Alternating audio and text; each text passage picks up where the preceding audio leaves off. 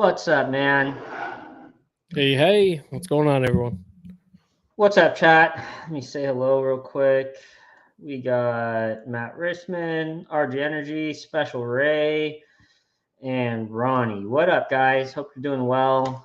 Star Wars Dog, I know you had a little bit of a rough day. I appreciate you for showing up and chatting with me about some aliens. We're here, man. That's therapy.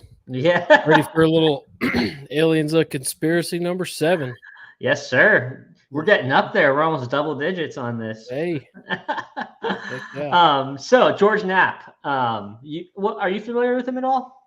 I'm aware of who he is and what he studies and compiles. Not aware of everything that he has accomplished or compiled, and I look forward to digging into that a little bit deeper. Yeah, well, so he's most famous for leaking the Bob Lazar story, which we've covered already.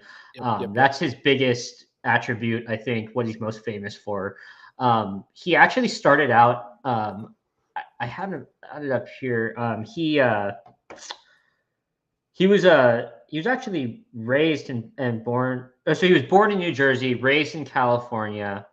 In the late 80s, he moves to Las Vegas, which makes sense why he got connected with the Bob Lazar story and whatnot. Right. But he actually starts out as a cab driver in Las Vegas. And for folks who want to put a face to the name. So he then gets hired by the news station there and starts his, that starts his news reporting career. And I don't exactly know how he got into the alien stuff. Just from previous podcasts, from what I can remember, I think it kind of just like fell into place, like he heard about the story, started talking, and right. Oh, hold on. Thanks, Matt.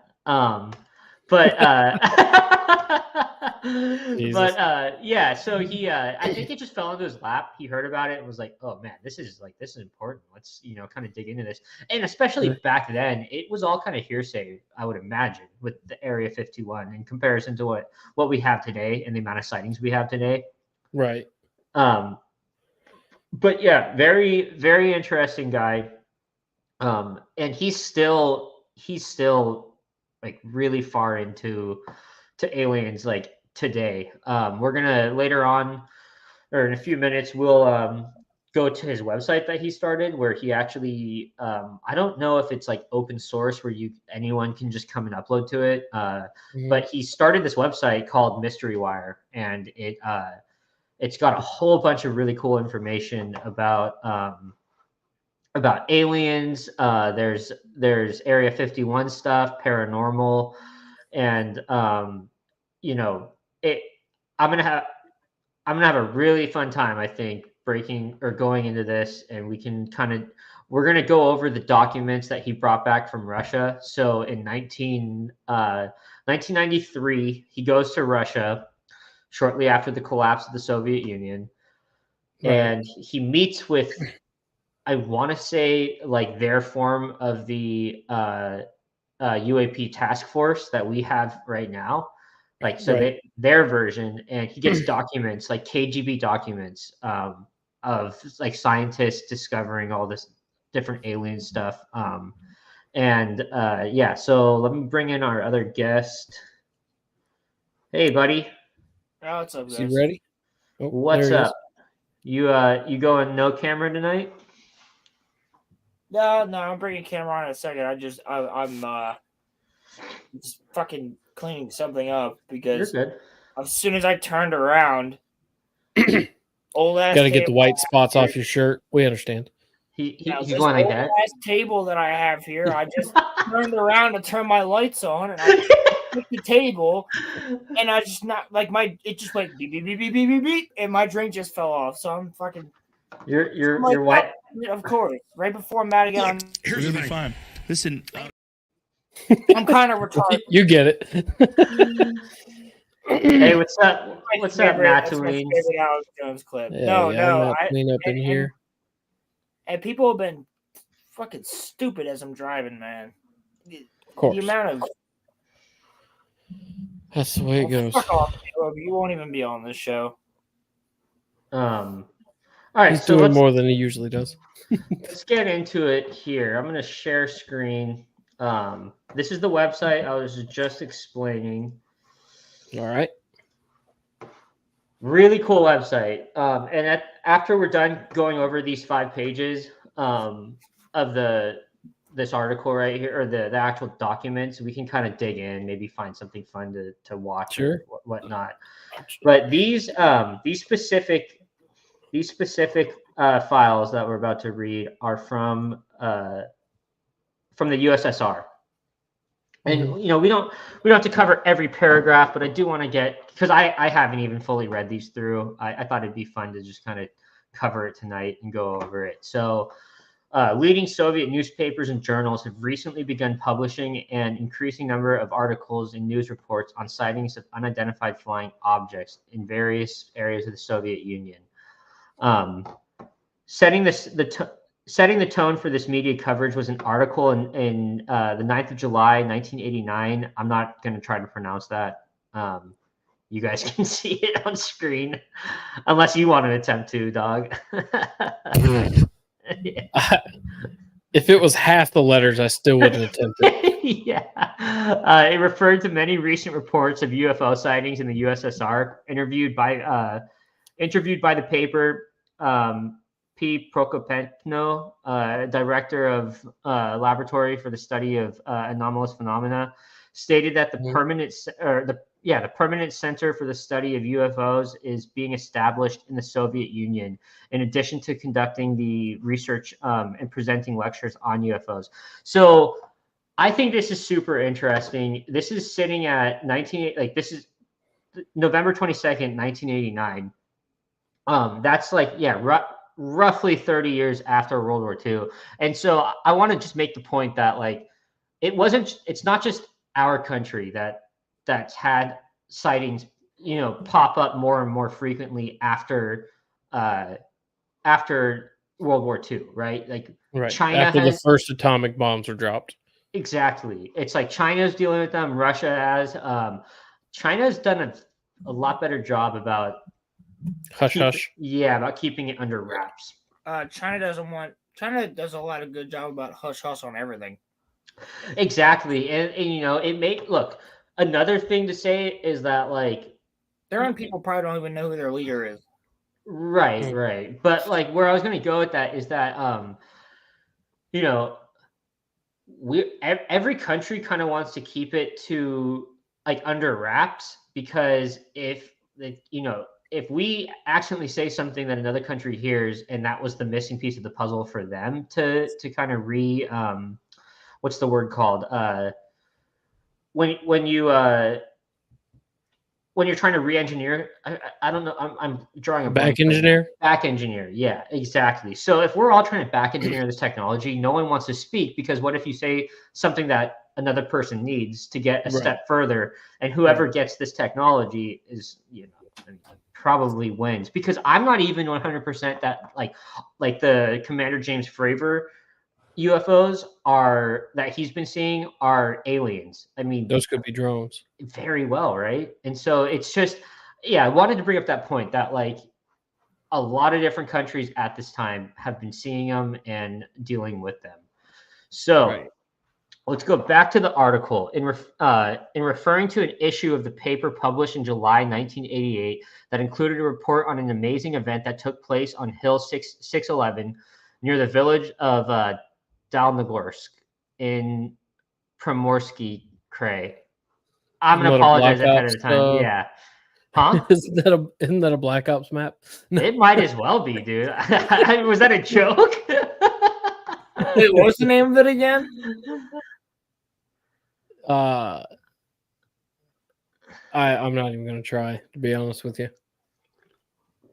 Sounds like one. So the article noted that the event is still under investigation. Many observers saw a flying sphere crash into one of the hills' twin peaks.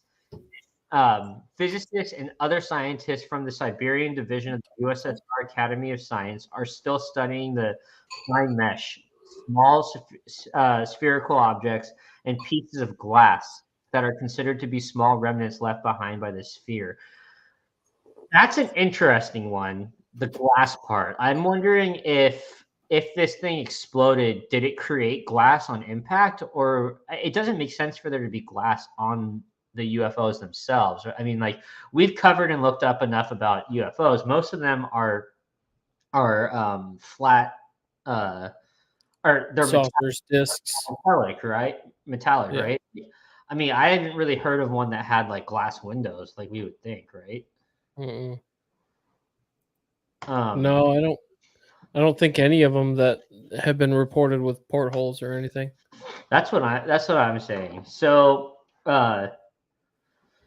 according to the article, the alleged spacecraft was nearly obliterated into the crash, but that there appears to be enough material at the site of the scientists, a mixture of UFO enthusiasts and skeptics, to eventually penetrate this mystery.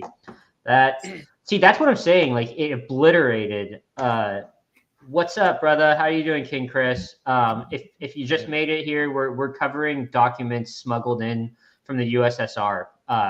This specific document was written in 1988, and it was smuggled by George Knapp in 1993.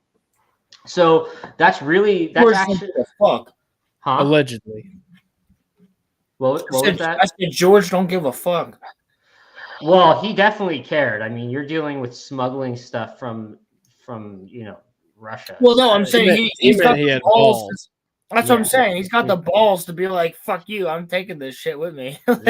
Le big cojones, right? Yeah, le big cojones. It's like a bluish hue down in my plums. But yeah, I need that clip so bad. So what do you guys think about that? I mean, this is pretty on par with what we've seen in our country, right? Yeah. I mean, I think Russia's even harder. Go ahead, Rollo. Well, I was just gonna say, I think Russia has even more, and China is even more, like, lock and key than we are. Well, yeah, their government's a bit scarier than ours, I'd say. But I'm asking specifically about this. In this paragraph, they're telling us about a crash site. I'm basically trying to bring up the point that a lot of these stories that have come out since the nuclear bombs were dropped have been about crash sites, right? And then also Roswell, it's a crash site. The ones recently are more of like legitimate flying objects that we don't know what they are. But there's just a lot of them. I just wanted your guys' opinions on what you thought about. On your point of Roswell, like, the American government at least acknowledges Roswell. We don't know how many crashes there could have been in Russia, or crashes that could have been in China, or all these other places that they are not acknowledging at all. Whereas maybe in America, we acknowledged Roswell, and then the government was like, whoa, take a step back. We can't acknowledge these that way because it took too many of the American people into it. So then that created the precedent for Russia and China and all these other places to never say anything about it. Right. Dog, there's a thing here. Your thoughts, brother? Well, if you follow down this path, I mean, I am not surprised that they have reportings of crash sites, even though this one seems to be rather obliterated, and but good evidence that it was some kind of craft and not a space rock. And it's not surprising to me. I mean, I think, if you believe in it, I think that it is likely that there are recovered crashes. There are definitely crash sites. Well, and it's also why is the U.S. so important, right? I mean, if there was a being from another, we'd have one that dropped them first. That's true. Exactly. But at this point, this is height of the Cold War, not 1990s, but the 80s, correct? So I would argue we both us and Russia are building these. We're building as many nuclear bombs as we can. We're trying to progress this technology. It would make sense that it's happening in both of these countries in terms of alien sightings, right? And I just wanted to make the case that, like, yeah, look, this crash is, or this specific crash is very similar to something like Roswell. You've got an alien crash that just blows up, and we go and gather what we can from it.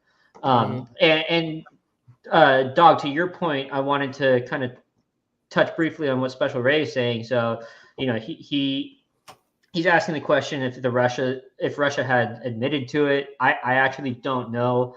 And I agree. I don't trust what they say typically, right.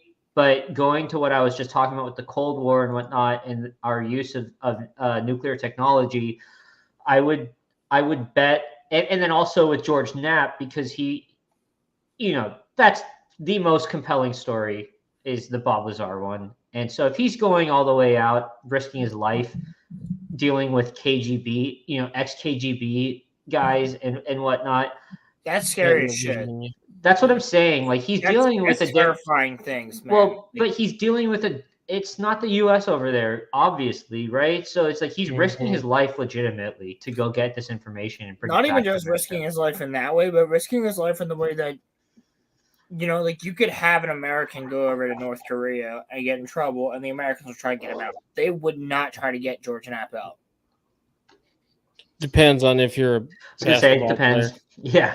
Like, I highly doubt that lands on your political stance, Rolo. Indeed. No, I don't think it does, because I do have a question. Yeah, what's up? So with this phenomenon starting to happen after the nuclear bombs were dropped, which a lot of people draw that conclusion, and I tend to reside in that camp. Obviously, we listen to the same podcast. Sure. And what do you think the purpose is? If they're checking out the facilities, they're hitting up Russia in the 80s, or even before that too. What are they doing? What do you suspect they're doing? Because I kind of feel like maybe they're. I like Joe Rogan's thought of maybe they're trying to observe, but they're like, stop it, right? Like they're trying to make sure we're not going too far again. Or are they trying to scout out the potential weapons that could threaten them? Now, I think I've always kind of, since I've dove into this stuff, I've always been under the impression it's similar to what we do in the ocean, where we're trying to learn more about different species in a world that we don't really understand. And that explains the bag and tags, and the abductions. I don't think all abductions are real, but I think there are a few of them that have happened. And like the Trevor Wallace story. Yeah. And I think that if there was a civilization that's made it here, the only way to really start to understand us is grab one of us, do some studies, and release us back into the wild, which is what we do to animals. I think it's a little bit different. But okay. Yeah, hold on. But yeah, I think that's the main point why they're here and why they're observing us, is that they saw the technology that we have and our capability. They said, okay, these aren't just like sophisticated apes. Like they're getting to a point where they're able to harness power, right? Is it kind of like Avengers, where you have now shown that you're ready for a higher form of war? It could be, and you know what? Let's just do this now before we get further into it. Well, wait, can I say something real quick? Oh yeah, go ahead. I think it's closer to the way that I do agree with you in the fact that we're like, wow, look, dolphins are using tools the same way we study the ocean, right? Are they using tools? In what sense? No, he's hypothetically. Oh, okay. Well, no, they do. They use tools. Well, they but use what? pufferfish to get high.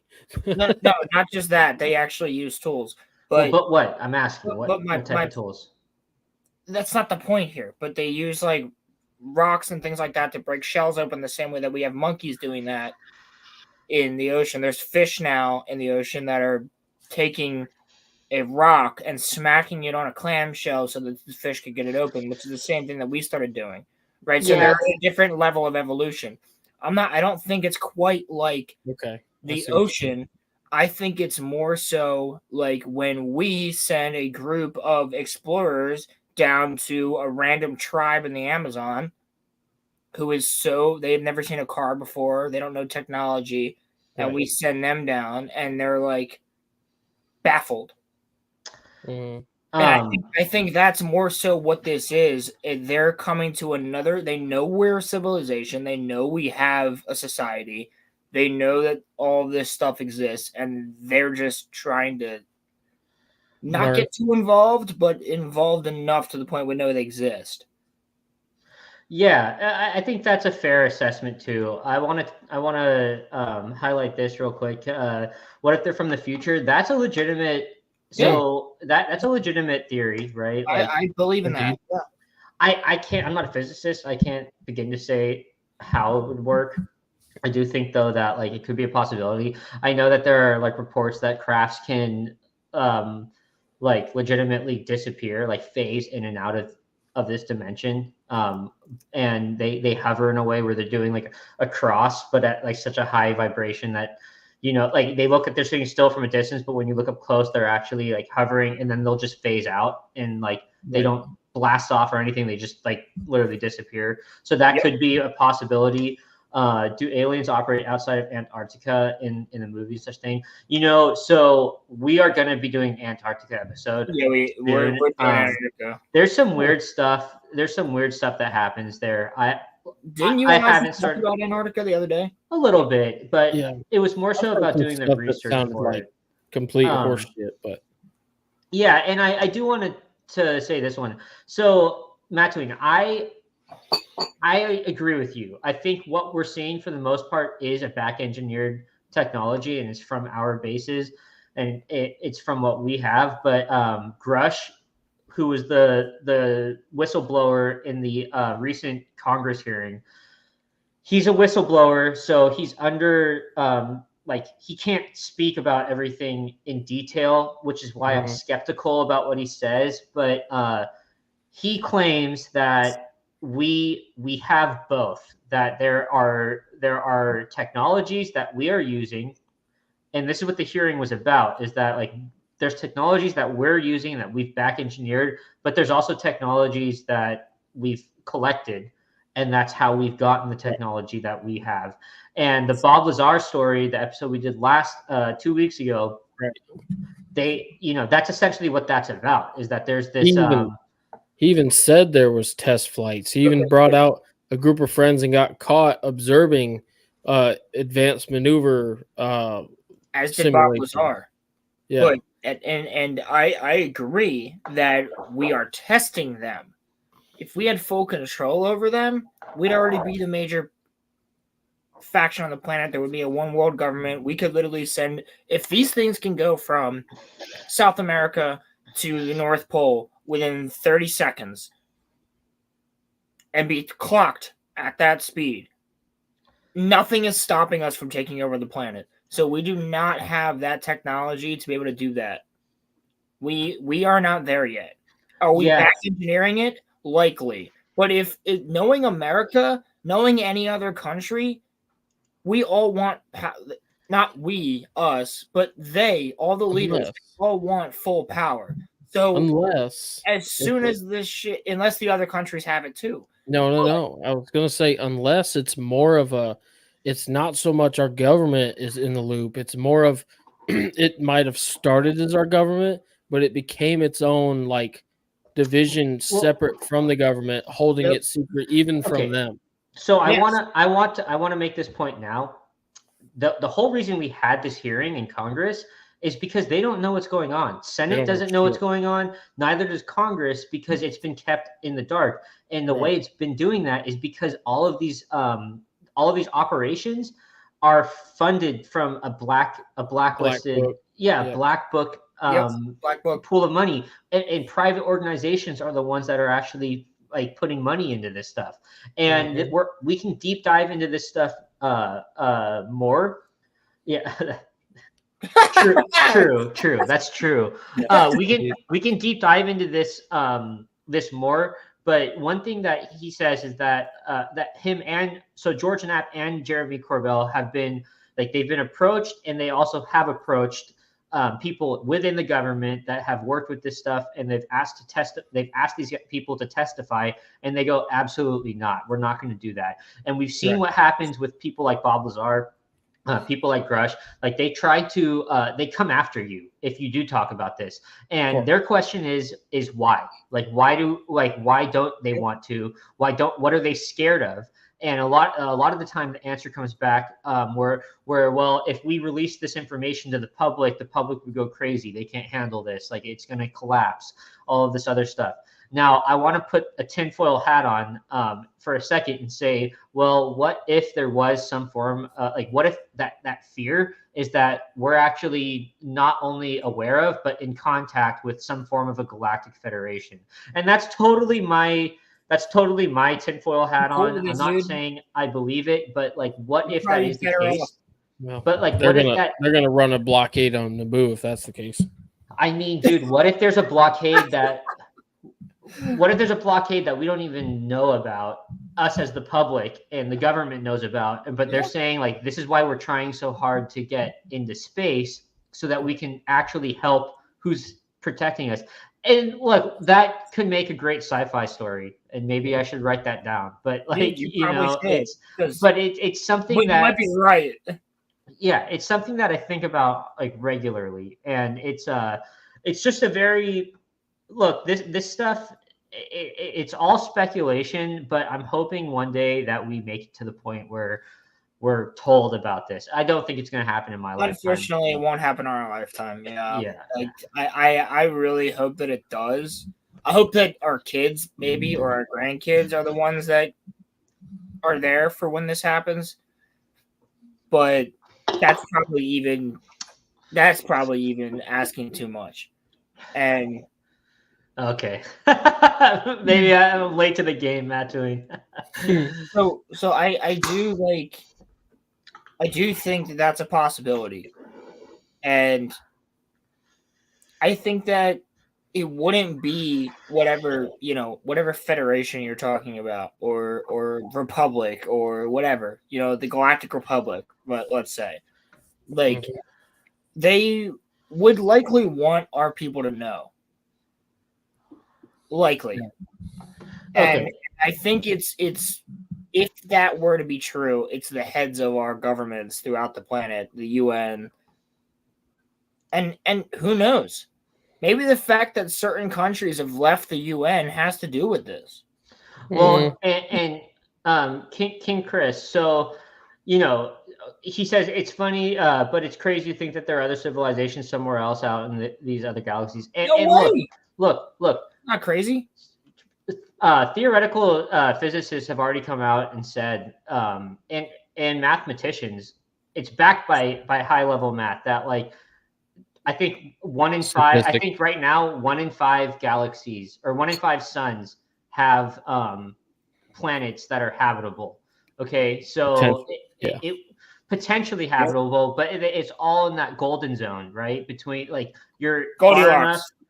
Yeah, you're far enough from the sun, but you're close enough to get its heat. And before, up until about a decade ago, it was thought that, like, we're alone, right? But then they finally started doing, like, the math behind it, and they're like, yeah, like, this stuff legitimate, like the opportunity Earth has. And even Mars, something happened with Mars that we that's a whole other episode. I've got something I want to say about that real quick. Go ahead. So with the Mars thing, I've heard this recently, and I kind of like it. It piques my interest. But bear with me here. Go ahead. At this point, the plan is to possibly terraform Mars and start a colony there. It's what Now, Musk wants. if we think of Earth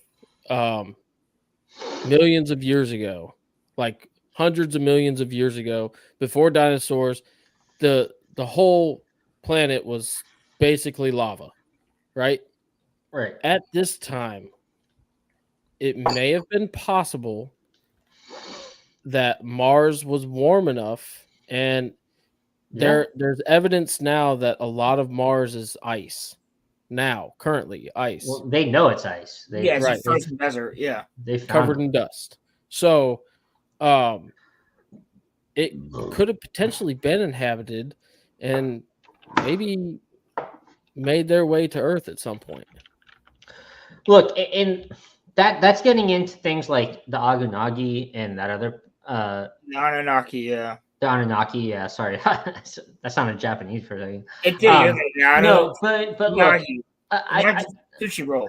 I genuinely think that at one point, I kind of tend to agree with you, Dog, that like at one point when the Earth wasn't habitable to sustain like human life, we know back in times of the dinosaurs that like we couldn't breathe the air, but right, not our current anatomy anyway. How can and that's another point to bring up, that like how do we know that there aren't planets out there that like we think, like I feel like we're looking for places that specifically have the same percentages of oxygen and CO2 and fresh water. How do we know that there isn't life out there that lives off of seawater or ocean water and also lives off of a different?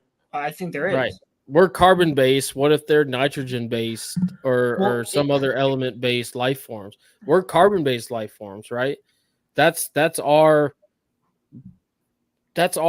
foundation, right? Yep. What if somehow life found a way and it started with another, Well, and also, we were talking about this on the last episode that when we started talking about like different isotopes and whatnot, like there could be a place that uses just that they survive off of a different form of oxygen, right? It's still oxygen, but it's not the oxygen that we breathe in. It's not O2. But again, different adaptations for the environment too. I mean, there were creatures living in the super dense, rich oxygen atmosphere that used to be millions of years ago. Well, and what proves also, if I were poking my head in the door from Mars while gigantic fucking teethed lizards were roaming around, I'd be like, fuck this shit. Yeah, no thanks. I'm out of here.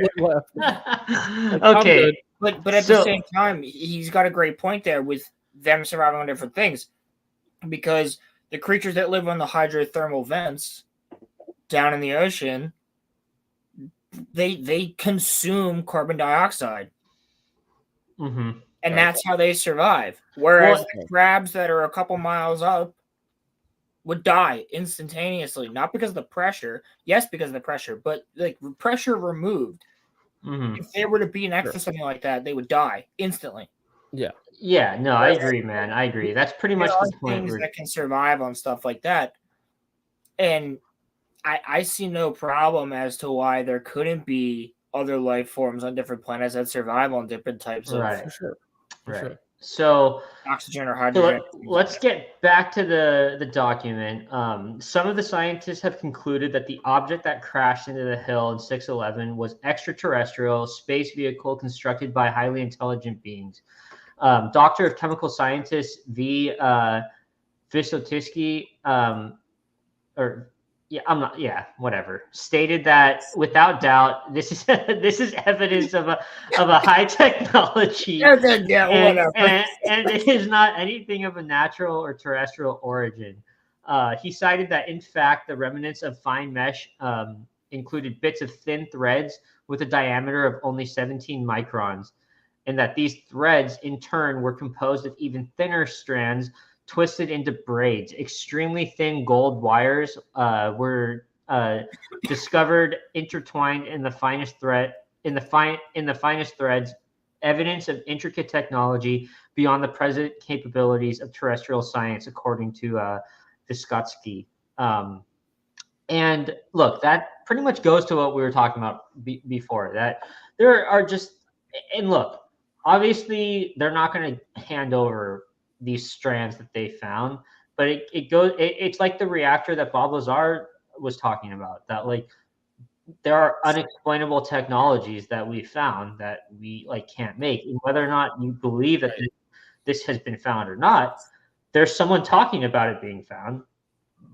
And I would say that the government over there is probably trying to debunk this and say, "Oh, this isn't happening. This isn't true." But they most likely have something like this. So another word I'm not going to try to say.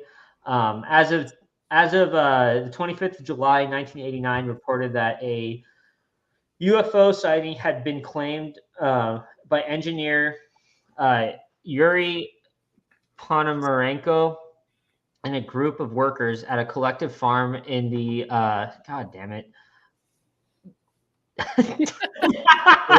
Where is it? In the Soviet area. Yeah, in the Soviet area region. Poromenko and a group of the object was described as a disc within two beams of light emanating from its sides. The witness maintained that they had observed the object on the ground for about 20 minutes and it emitted no sound when it flew away, which is, again, very common to the stories that we've heard of and have happened in the U.S. here. So the August 1989 issue of the Soviet journal Nauka Izhin included a 9-page article which, after summarizing the history of UFO sightings in general, contrasted some of the views of the skeptics with some of the opinions of the enthusiasts. On numerous reports, UFO sightings in the USSR, including incidents of Serpikov, blah, blah, blah, and blah, blah, blah. According to the enthusiasts, UFOs have left evidence of their visits on many occasions, including the Serpikov incident, in which they claim a UFO left a circular depression in the grass with a diameter of 4 meters. I'm going to pause there. We covered that episode in Zimbabwe. Yep. The same thing happened there, right? Yeah. Same exact thing. So you guys chat about that for a second. I'll be right back. Sorry. No, I think that's the exact same thing. And that we all agreed was a little bit too on the nose. And I don't mean in a bad way. I just mean like kids don't lie when they're that young. When you have 40 kids that all say the same thing. Right. Like, well, and the parents are the one that verified the depression and then of death are approached by the military. Yeah. And they're told to never speak of it again. So that to me is like, why? Right. And I'm sure the same thing happened here in Russia. I'm gonna try and say this word. The Dnepropetrovsk region. Bless you. I tried. Yeah, man. See, that's what makes this compelling to myself, is that a lot of isolated stories seem to circle back to similar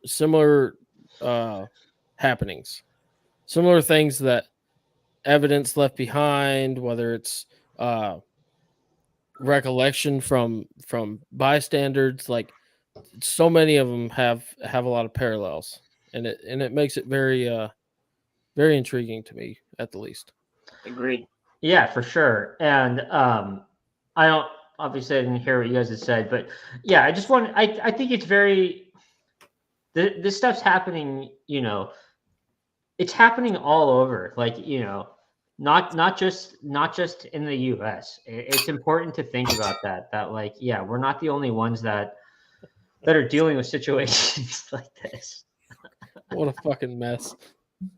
I didn't spill none. I just fucking Spoon fell out. So okay, so where were we? It's a good thing I finished my soup. So the August 1989 issue of the Soviet journal Naka. Oh wait, no, we just finished that one. The skeptics maintain that most of this so-called evidence can be explained as having no connection with extraterrestrial intelligence. Many academician, that's a weird word. What word? Academician, it looks like. Have you heard that before? No, Anyway, academician Vladimir Vasilyevich Migulin, director of the Terrestrial Magnetism, Ionosphere, and Radio Wave Propagation Institute in God, what a title, in Troitsk, Jesus which Christ. has a section for the investigation of anomalous phenomena in the atmosphere, maintains that over 90% of the UFO sightings can be nullified by such mundane explanations.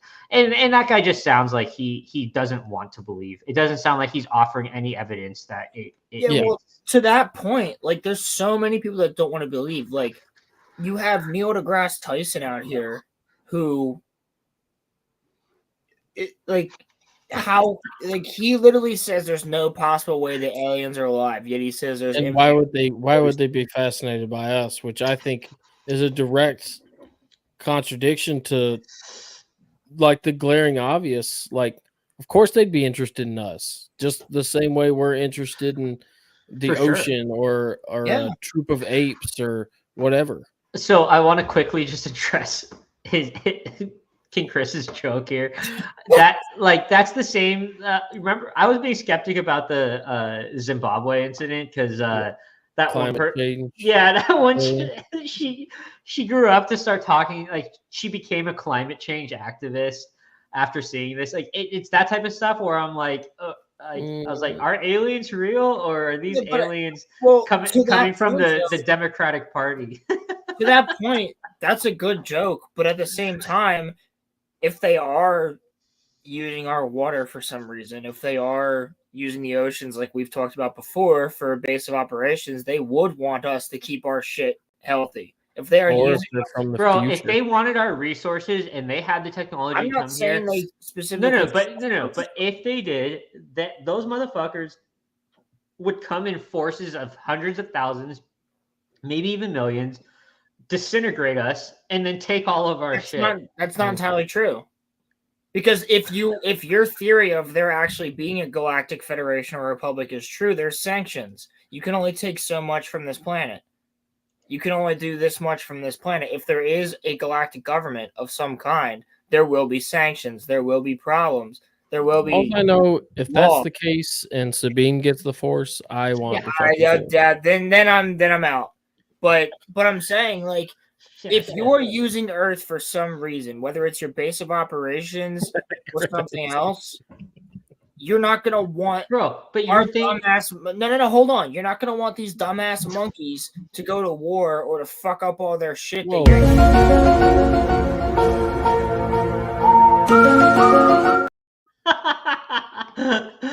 dude. No. Right? I'll stop you right there. You are thinking as a human being. We have You said they would never do that. That's bullshit. We don't know what they would do. Listen. We don't know what they would do. Exactly what I was gonna say.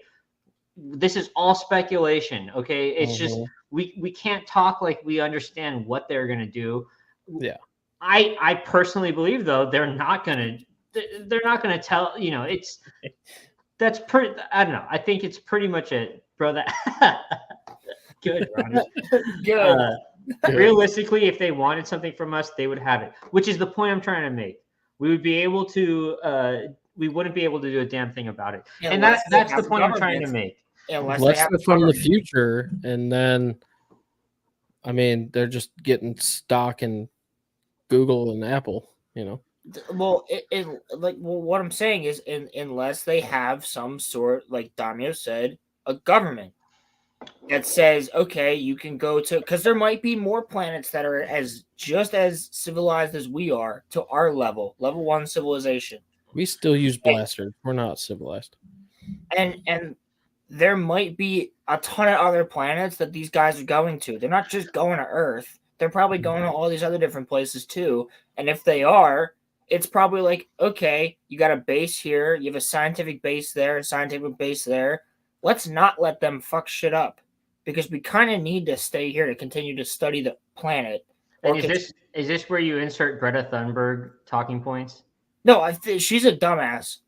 As someone who goes to school for environmental, she has no idea what she's talking about. Yeah, and King Chris, you're 100% correct. It really just depends on what they want, or exactly. And look, we're not going to be able to put a nail on it right now. But okay, let's move on. Vader, they don't. So Stroitalenia. I don't know why I keep trying. 16 September of 1989 reported that in August, a group of observers, including physical scientist Elvir Kurchenko, began investigating another circular depressed area in a forest near Surgut after a worker claimed that a UFO had visited the site. That one's not too detailed at all. Yeah. Of 30th September 1989, noted that media all over the Soviet Union were receiving reports of UFO sightings on the ground and in the air, adding that the paper's editorial office was reviewing hundreds of reports related to UFO incidents. In response to this deluge of reports, the paper interviewed Anatoly Listerov, chairman of section of the All-Union Astronomical and Geodesic Society assigned to the study of anomalous phenomena, who said that although this group is still wandering around in the darkness, some important developments in the investigation had recently occurred. She stated that at the sites of the landings, the operating frequency of a crystal-controlled oscillator changes. Simply speaking, electronic timepieces run at rates that are either too fast or too slow. Again, doesn't describe that at all. Huh? Just say that doesn't describe it like at all. That still makes zero sense to a layman. Oh yeah, 100%. But we've also so there have been claims made that like there are superconductors found that are off-world, and they have a 100% efficiency when it comes to like transmitting energy electrically, which is unheard of. Like we can't do that. I don't even think we can get to 50% right now efficiency. So it's crazier things have been said. Yeah. Ronnie, can you go get me some tuna? I'm getting hungry on stream. So Listerov noted that the Soviet military officers and pilots had recently started providing some documentation of UFO sightings. As an example, he stated that he had documentary information regarding the encounter between Soviet aircraft and a UFO over the city of Borisov. The crews of two Soviet aircraft reported that seeing a large flying disc in their vicinity with 5 beams of light emanating from it. 3 beams were directed towards the ground and 2 were projected upward. When the object was first sighted, the ground controller instructed that one of the planes to alter its course and approach the object, at which point the disc flew to the same level and aimed one of its beams at the approaching Soviet plane, illuminating the cockpit. Listerov cited that the pilot's log as stating, at this time, the co-pilot was at the controls. He observed the maneuver that the object had just carried out and was able to raise his hand to shield himself from the unbearable light. The aircraft commander was resting in the adjoining seat, and a bright ray of light projecting a spot with a diameter of 20 centimeters passed across his body. Both pilots felt heat. That's interesting. I don't really have much to say on that one.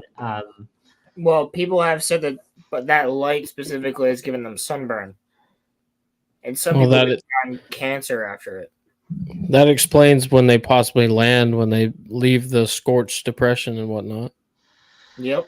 I mean, but okay, well, if it's scorching the earth, that person would have been fried up in his cockpit, right? Well, Not how if it's far not away was far he away. though? I mean, That's true. That's might true. not have. If it's that far away, it's also passing through Wasn't glass. concentrated enough yet. They felt heat, but yeah. So it appears that these documents are just recorded incidents. I guess Right. we'll read one more, and then we can kind of just go into a free form conversation about this. So the 22nd of October noted that hundreds of residents had reported observing a UFO in Omsk. And that many of these eyewitnesses had reported the sighting directly to the paper's office in Omsk. The article included that a report by an authoritative military officer, Major V. Loganov, who had stated, "I must tell you straight off that radar did not detect this object, so I'm reporting visual observations. The object was passing over at an altitude of several kilometers. The visible shining sphere appeared to be about 1.5 times larger than the moon's shape. Oh my God, in the sky. Oh, okay, in the sky. Yeah, relative. Yeah. 4 projectors, some parallel, and some at angles to the Earth, were casting very bright beams. The object was in the field of vision for 5 minutes, hovering over the civil airport before descending a little. The projectors were turned off, and a whirling plume of trail instantaneously appeared around the shining sphere. The objects began to recede rapidly in a direction from the northwest to the east at the same time that the flights were being carried out from a neighboring airport. Pilots were able to observe it visually, but they could not detect it on their radar screens. Radar signals could not be reflected from it. This object was immediately reported up the chain of command, and our colleagues at the Atlee Cray in the area toward which the object flew reported back to us within 5 minutes that they had it under visual observation. That meant that it had covered a distance from approximately 600 kilometers at a speed of about 7,000 kilometers per hour. Damn. So that is very similar to the John Fravor incident, right? Mhm. Look, I think there's too many of these stories to kind of pass it off as something minor, right? Agree. There are too many governments that have talked about this stuff. It's too difficult to kind of just say, oh, it's something that we have. When I think we were talking about it before, like the fastest jet right now only goes like what is it? Mach 5. Mach 5. Yeah, Mach 5. Is it? I I thought it was closer to Mach 3, but I think there's one that goes like remarkably fast, but that's like the only one in existence. yeah, and it can only go, and if you like if you turn, it'll explode. Yeah. And I think that went up to Mach 6. Mach 6.72. That's what I thought. There it is. So, these things are moving they're not only moving at straight lines, they're taking turns, they're dipping and diving. I think it's fair to say right now that like we don't necessarily have the Special Ray. Yes, he did. Tom Cruise went in Mach 10. Yeah, Tom Cruise has done a bunch of shit that we haven't. But okay, anyway, thoughts on these documents. Let's start with Star Wars Dog, and then we'll go to Roland. What do you think about these these handful of Russian stories that we just went over? Do you think they're believable? Connect them to the U.S. Yeah, it doesn't seem to have anything too outlandish. It seems to be pretty cut and dry. And it again, it kind of holds its own next to the already established stories that we know of other sightings in the U.S. So unless they're just copying, and making up their own records, I think it is highly likely that they have encounters and experiences as well, and it all seems to make sense to me. So Yeah, Rolo, your thoughts and points on this? I actually think that he just hit it nail on the head. I agree. I think that honestly, they're being more out front. Well, that's dry. not public knowledge. yeah, that was Yeah, taken. those Remember? documents were taken, and Yes, that was but for the government. but the fact that those documents even exist Right. compared to how many documents we have is completely different. And What? I do genuinely think that they're being very cut and dry, very honest, very matter of fact of like this is what I saw, this is how it was. Whereas in America, all of our government agents are worried about losing their jobs, worried about Well, other that's stuff. not necessarily true because I mean Commander Fravor came out and said it. I mean, Right. and there's other scientists like Whether or Bob not you Lazar. believe Fravor. Huh? That has to do with whether or not you believe Fravor fully, or whether or Well, not. but you had just said that like they're being more upfront about it. I don't think that's true. Right. I think we're both being. I think there's probably people like I bet you anything in Russia there are even more amazing stories that weren't documented by the KGB. Oh, absolutely. By people that are like, I'm not going to talk about this. And one thing I wanted to ask you guys is like, what is the likelihood of some of these guys who went forward and maybe not these guys, but like the person that got their hands on these documents gave it to George Knapp? What are the likelihood of them getting murdered because of it, or Hillary Clinton? Right. Right. Very likely. That's what I very, think very too. That's what I likely. think too. I think extremely likely, but It's very likely. yeah, that's right. Yeah, I don't know. See, so with Commander Fravor and other stories, I think the biggest thing is a lot of this has really come to light, and I know we bring it up a lot, and it is kind of a source that kind of fuels our intrigue in this, but the Joe Rogan experience. I mean, it exposes, as well as Sean Ryan, Lex Friedman. They allow these things to come to light, which so we didn't have to tactically acquire a classified document to expose all this. We have. I'm sure Russia has people that are trying to tell stories, but their voice isn't broadcasted. They're not being heard elsewhere, right? But here the uh, we have the testimonial from Commander Fravor. We have Bob Lazar's testimony. We have, we have a lot of these accounts that are being presented to us, and I think that's kind of the big difference between how we know and perceive our experiences in the U.S. compared to Russia's, because we're just not exposed to them. Well, I think even people like Joe Rogan and those who do interview these people, even they need to watch their back. Yeah, I think Joe Rogan's fine. He's too much of a public figure. Yeah, but And that's the only thing.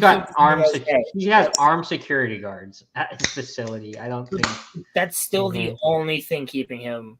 All right, if it was one of us that had Bob Lazar and all these other people on talking about shit like that, we'd get threatened. And who's to say that he wasn't threatened?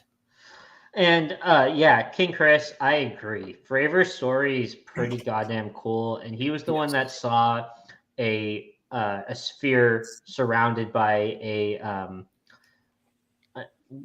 cube. I think it was. He described it, a sphere surrounded by a cube of lights, right?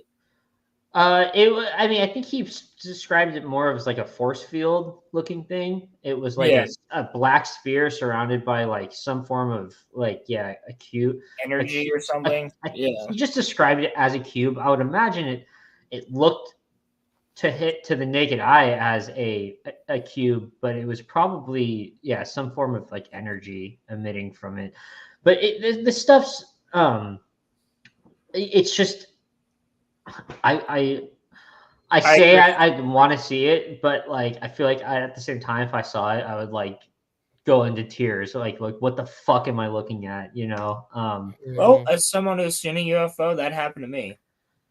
Yeah, I agree, King Chris. I think he saw something, and it's not one time either. Like his story is like, no, we see these things on our radar daily when they there's upgraded it. pilots that share stories with each other about encounters. Yeah. Oh, it was a cube inside of an orb. I had it backwards. It was the Borg. 6 on that. Yeah, for real. No, dude. Well, Tanya, to your point, when I did see what I saw, whether it was whether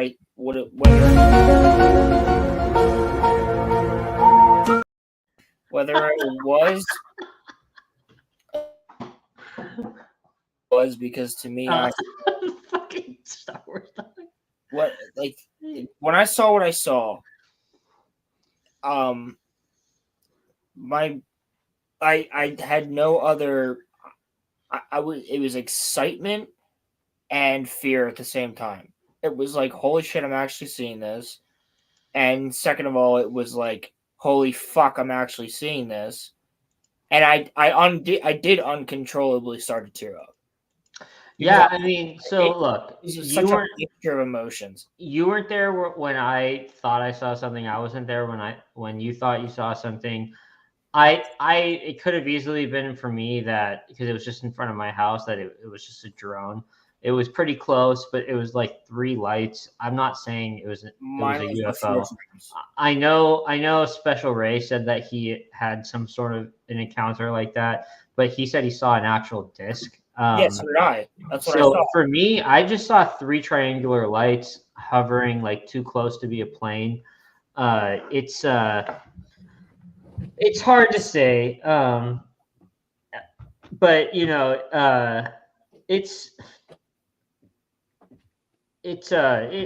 yeah. I'm not even sure where I was going with that. It's just like I saw a disc as well, Special Ray, and it was right outside the window that's to my right now. And I know what the fuck I saw. And damn kids playing with frisbees. Yeah, that's what I was gonna say. Damn drones. I know what I saw. That's all drones. I can say. All I can say is I know what I saw, and I'll never forget it my entire life. I saw what I know. That's true. Saying. That's true. Yep. Yeah. So, you know there isn't much more past this. I guess we can touch briefly again on what they know where you live. Yeah, they do. We could see what else his website has to offer. Yeah, let's do that. Let's go ahead and poke around here. You could peruse that. Because I really just wanted to talk about these different stories. Yeah, you saw disc golf players, bro. There's not enough room for them in the sky outside. Okay. So yeah, this website is fucking awesome. If you guys are into this shit, I highly suggest you look up mysterywire.com. This is George Knapp's website. Yeah. Start at this tab. I've been on there a couple times, but you just reminded me that it exists again. So guys, let me know if you want me to click on something and we can dive into it. Let's see that one's here. a little boring. Area 51 birthplace, CIA tech. That tracks Russians. That's a little interesting. Satellite shows mysterious aircraft at Area 51. That's actually kind of cool. I'm gonna click on that. A triangular-shaped fighter-sized aircraft, possibly never seen before, was photographed on the world's best-known secret base, Area 51. Tyler Rugway, who studies military technology, wrote about this week. Blah blah blah. Trying to get to the part where he actually talks about it. More than 80 miles north of northwest of Las Vegas, next to the Groom Lake, is off limits to the public. Area 51 emerged during Cold War. Okay, so that's just explaining Area 51. Just not image request one person on the secret project. I can't help but think of the F-16 XL, even if there's definitely some. Okay, well, they were talking about a triangular craft. I'm gonna have to say, yeah, like the SR-71 Blackbird. Is that not the bomber? But like, how do we know that there isn't like, and they were just testing one of these like stealth bombers? Because the triangular ones, Right. they kind of they make me feel a little skeptical about if it's a UFO or not. Now, if it's a floating pyramid, that's different. But if you just see a triangle, you know, Yeah. from the profile view, Yeah, well, like before that thing was released, if anybody had seen any test flights, they would have thought certainly that's a UFO, which technically they're not wrong. To them, it is an unidentified I hear you, King Chris. My object. obviously mine stays on. As is mine. Yeah, it's. But yeah, King Chris, if you don't know this website, you should look. There's a lot of fucking cool stuff on here. This one wasn't as interesting as I thought it was going to be. But let's see. go. Click the UFO tab. Let's see if there's UFO. anything new. I'm getting a phone call. This is and I was poking. Oh shit! I was poking around here earlier today. I didn't get too far, but a lot of the stuff I was actually up to date on. I was actually kind of happy to see that like I was aware of a lot of this stuff. Right. There were a few spots on it. Okay, let's watch this little video. Woohoo! Can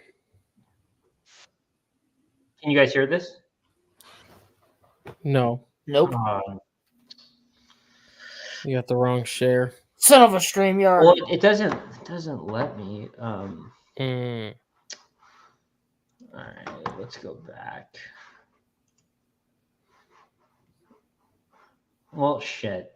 All right, let's just go back. All these streaming apps do this shit all the time, man. That's not well, it just doesn't let me share the audio on it. I could go back and do the tab thing, but let's just go through it, I guess. See what you guys want to talk about.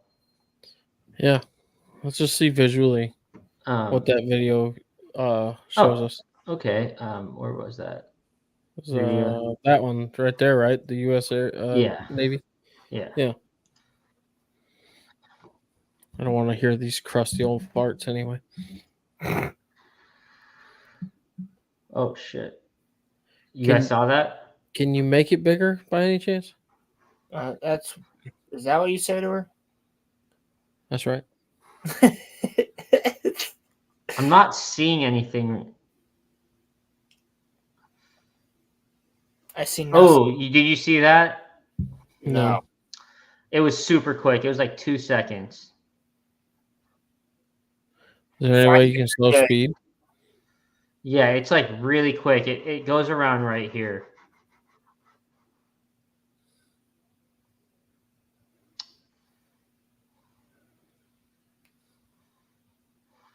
So like a pin dot? Like, because I can't see it. It was like a circle. I think this is the Commander Fravor stuff.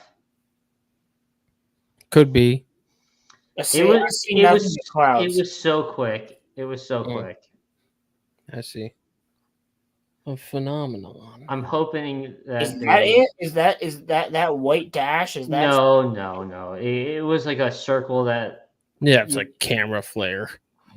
Yeah, this isn't a great one. Maybe there's another one we could find. There's probably only one, to be honest with you. See, that's kind of what I was talking about too. Yep.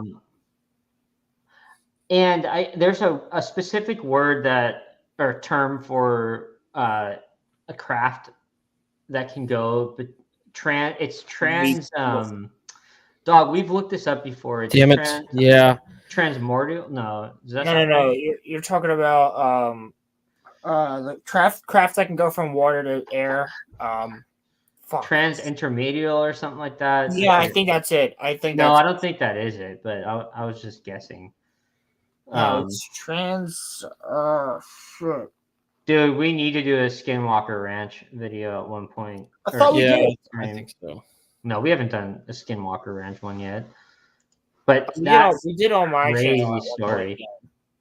on the show before we made it a thing. I think we did a Skinwalker Ranch video at one point. But yeah, I've definitely talked about Skinwalker. So I thought we did that on here. No. So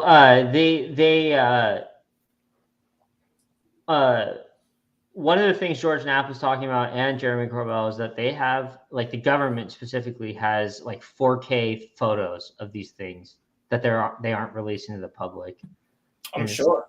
And James Fox was talking about that, and he's like to the point of getting angry that it's like, why aren't you showing us this stuff? You know.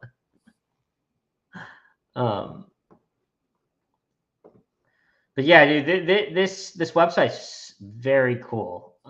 There's a military tech one. NASA launches spacecraft from California. But this is from 2 years ago.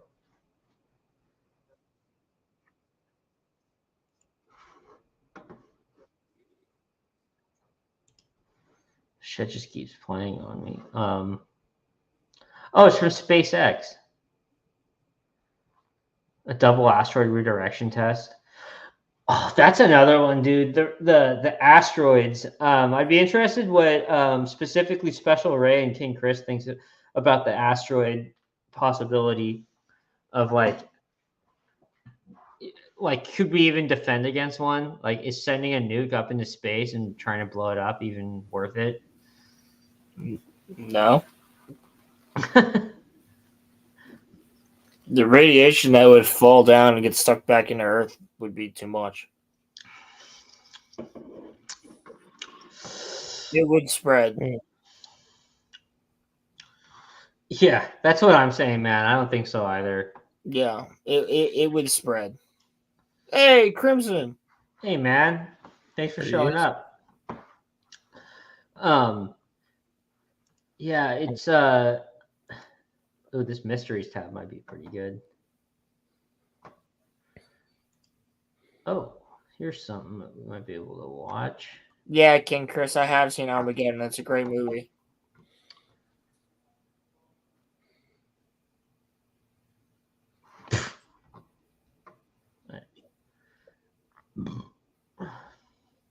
Still no sound.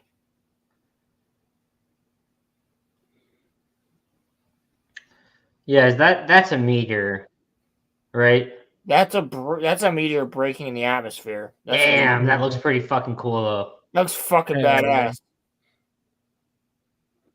Dude, if that shit was headed towards us, no mames way! Fucking Autobots.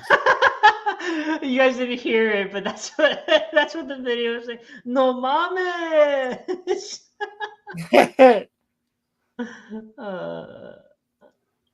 I'd put more faith in Elon stopping than the Biden administration. Yeah, for real. I would too. Thanks for hanging out, Crimson. You rock, buddy. Well, okay. Well, listen, guys. This is all I really wanted to talk about. Is there any kind of last topics you guys wanted to touch on? Conversations? I think we're gonna end it pretty soon. Yeah, I don't really have much else to add, to be honest with you. Neither I. I think we all are kind of tapped. All joking aside, we'd probably be fucked depending on the size of the meteor, and that and they would 1,000% not tell us. Oh fuck yeah, they would. I agree, King Chris. Before we get out of here, King Chris, are you a fan of Graham Hancock and Randall Carlson and the Younger Dryas theory? Let us know, because we're big nerds on that stuff. I subscribe. Yeah, I also subscribe. I'll hang around until he gets back to us on that. Speaking of, if you haven't already, be sure to like and subscribe this video. Oh yeah, thank you. Yeah, I knew it. Yeah, dude, I love the Younger Dryas theory. Oh yeah, King Chris. It's Shit, dude, if you're ever up for it, you should join us on an episode for that. But listen, folks, thank you for showing up. It's a shorter episode. I don't want to just sit here and waste all time. This is all we really want to cover is those documents from Russia. Most likely we'll end up doing, multiple episodes of these different topics that we do on aliens, conspiracies, just because they tend to there's multiple things to talk about on this. George Knapp will get brought up, I'm sure, again. I'm thinking for the next aliens and conspiracy, I'm inclined to do Antarctica. So yes, sir. Let's go. Next week will be a deep dive into Napoleon's history and a comparison of the history to the movie that I did not like very much. But so next week will be Napoleon. The week following will be probably Antarctica. So we're going to gather a whole bunch of different information and different crazy shit that they've said about that. And thank you guys for showing up. Thank you, Rolo. Thank you, Star Wars Dog. I appreciate your guys' time. Pleasure as always. I appreciate you having me. Have a good night, gentlemen. Good night, my friends. See ya.